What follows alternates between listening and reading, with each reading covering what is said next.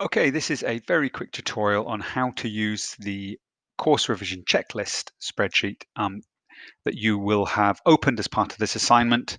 And you should be using it to help you prepare for both your prelim exams as well as your final SQA exams. So the first thing you need to understand about this checklist is it encompasses the entire course. So you can see down here on the bottom, you have 3 tabs. So we're currently in the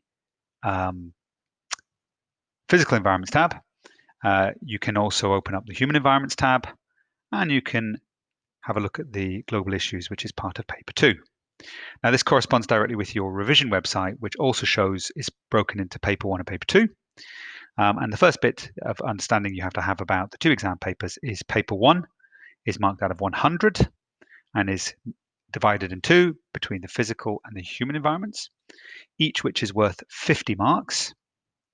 And paper 2 is out of 60 normally, unless you're reviewing this in the year 2020, 2021, in which case it will only be marked out of 40, and you will only be examined on one of the global issues, which in this case will be climate change, and there'll be no requirement to revise development health. But that is only for students studying the course in 2021, 2022, sorry, 2020, 2021.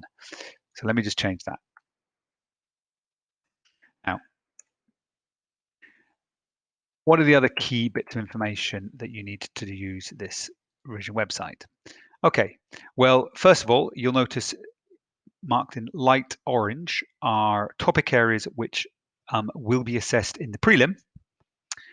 Areas that are not coloured will not be assessed in the prelim, but will possibly be assessed in the final exam.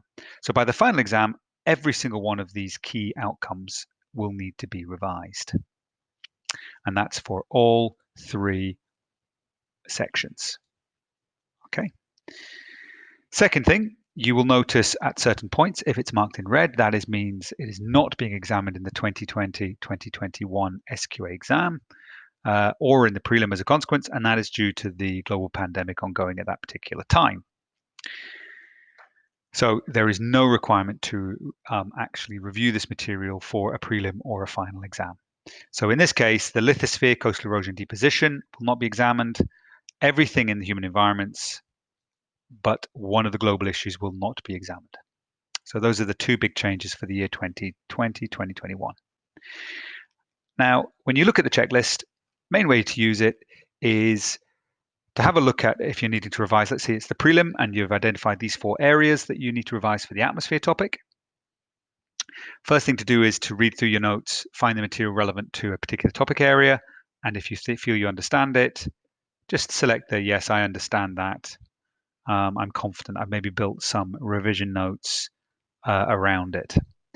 If you had a look at a model answer, how you'd approach actually answering a question on it. So that means you will have had to look at a question or a typical question that comes from that, and that's available on the revision website or in your study guide that you'll have been given by your teacher, then click that. And finally, if you have actually practiced writing an answer yourself and you've checked your own answer, well, then select that one. And I would encourage you to revise from the point of view of being able to tick all of these. These are the 3 stages: preparation, that's review of material and learning; looking at what the exam requirement in relation to that knowledge is, that's the second one; and then actually practicing whether you can reproduce it yourself in an exam. Okay. You will find video tutorials, model answers, and all the relevant materials for all of the 4 physical topics. There they are, in both the revision website as well as your study guide. Likewise, you'll find the same materials for urban geography, population, and rural land degradation in the same sources. And likewise, your paper 2, which in 2020-21 will be shortened down to 40 marks instead of 60 because it's missing a global issue. But in normal years, it would be out of 60. You'll be able to find material to practice this. The one area that's more difficult is the applied geographical skills, although you will find some useful tutorials to help you practice and review that. There aren't model answers you can actually learn for this because the context is never known. You never know which map you're going to get, and you're never going to know what your development is going to be. But there are some basic skills you'll have been taught in class to help you respond to this question. So good luck, and hopefully you'll use this to navigate your way through the revision process and checking things off as you go. There is nothing that should appear in an SQA exam that isn't somewhere on these lists.